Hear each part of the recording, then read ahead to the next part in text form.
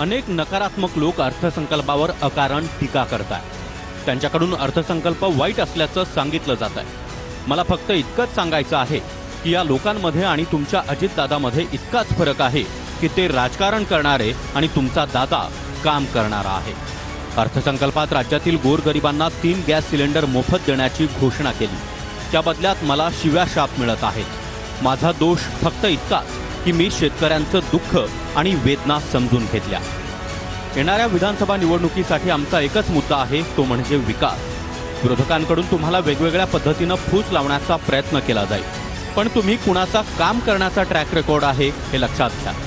केवळ भाषणबाजी करणाऱ्या नेत्यांपासून जरा जपूनच राहा. जे नेते काम करत आहेत त्यांच्या पाठीशी उभे राहा, त्यांनाच मतदान करा. कामांची यादी खूप मोठी आहे. ज्यांना आठवत नसेल त्यांनी माहिती घ्यावी या सर्व विकास कामांची सुरुवात कोणी केली. या सगळ्यामध्ये तुम्हाला तुमच्या दादाचा वादा बघायला मिळेल याची मला खात्री आहे.